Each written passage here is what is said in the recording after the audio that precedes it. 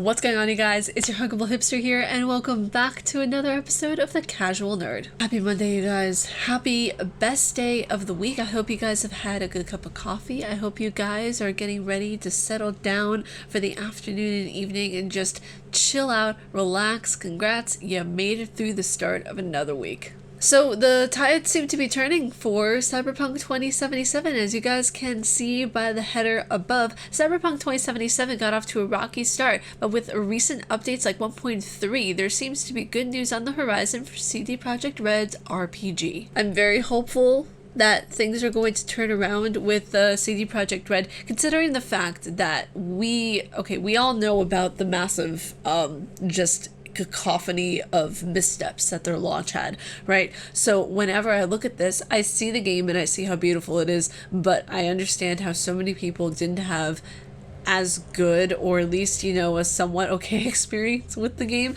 because of the bugs and because of just overall the way that it was delivered on the platforms. Now, it states here in the article that Cyberpunk 2077 had one of the rockiest launches in modern gaming. The controversial game was marred with technical problems. This was in part the result of reported issues during the development and use of crunch time. But after Cyberpunk 2077 was delisted from the PlayStation Store, the developer continued working to improve it. The latest update 1.3 might be an encouraging sign of things to come, as with more improvements like it, Cyberpunk 2077 could turn things around. The thing is, with any company, you can always turn everything around. It's so sad because it's like, I still get people asking me, why do you enjoy Cyberpunk so much? There's so many bugs.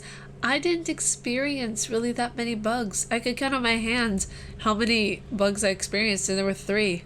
Like, that was it. I know there were some people that enjoyed it on PC. I know there were a lot of people who enjoyed it on Xbox Series X, and that's the thing. I feel like it should have stayed on PC for about a year and a half, and then it should have been put onto consoles, both backwards compatible and new generation. That would make things just flow so much easier.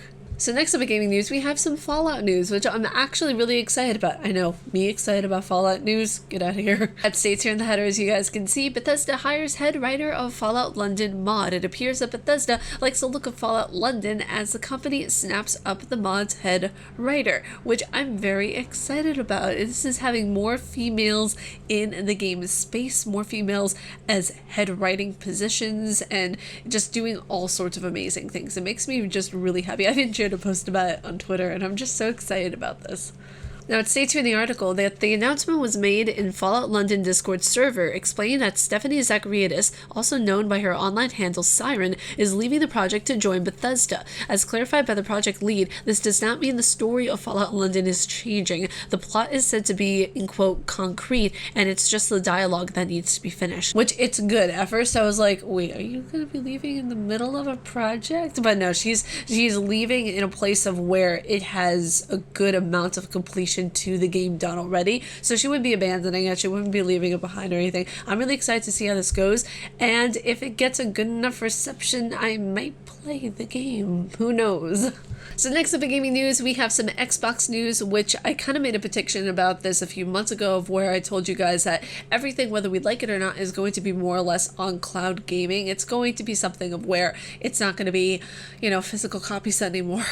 It's not going to be as much physical copies anymore. It's going to be just all on the cloud, which is the future and where we're heading to, and we have to embrace this very chaotic change. It states here in the article that Microsoft has announced this year at Gamescom that Xbox Cloud Gaming is coming to consoles sometime this holiday. The news that Xbox Cloud Gaming is coming to consoles will mean Xbox One users will be able to play Xbox Series XS games via the cloud and more. Here's a rundown of the new functionality. We're bringing cloud gaming to Xbox Series X and S, the Xbox One this holiday, enabling Xbox Game Pass Ultimate players to play 100 plus games right from the cloud and discover new games with the click of a button.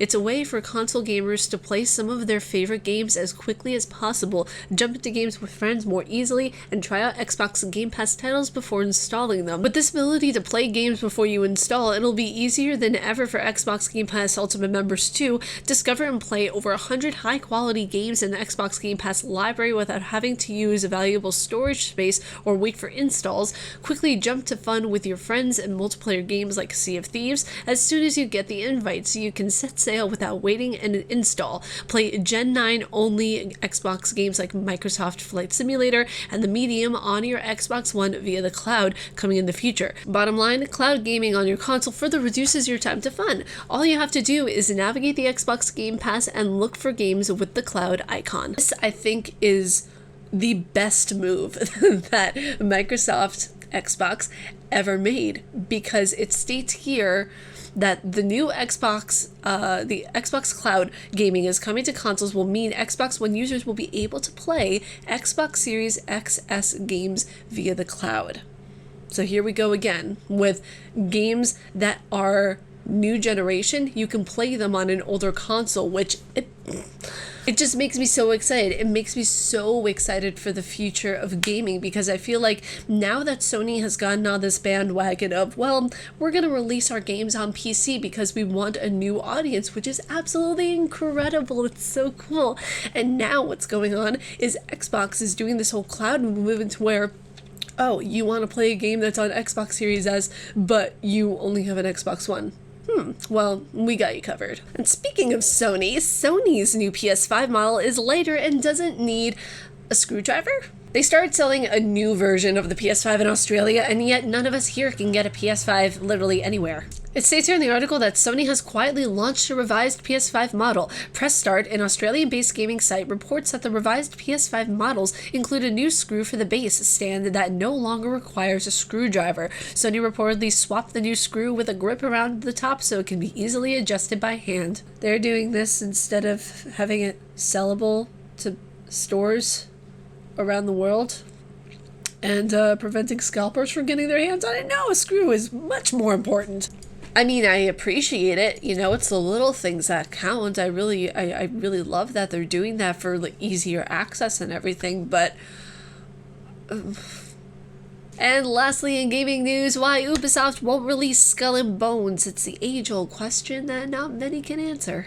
Now, it states here in the article that sometimes, however, the best laid plans go awry, and has been the case with long-gestated Skull and Bones, a pirate adventure game that will be the first significant original IP released from Ubisoft Singapore. The project was officially announced at E3 2017, and a series of developer interviews presented during its unveiling established a connection to 2013's Assassin's Creed Black Flag, which was celebrated for its ship-to-ship combat mechanics. The timeline told fans that Skull and Bones had already been in development in one form or another for up to 4 years, making the expected 2018 release date seem well within reach. However, the title would miss that deadline and many more. Now, more than 4 years have passed since the game was revealed in 2017, and a new Kotaku expose makes it seem that the project is still far out on the horizon. Here's everything fans need to know about the troubled development cycle of Skull and Bones and why Ubisoft won't be releasing it anytime soon, which you guys can read more about down in the article that I'll be providing in the description below, because I feel like if I read the length of every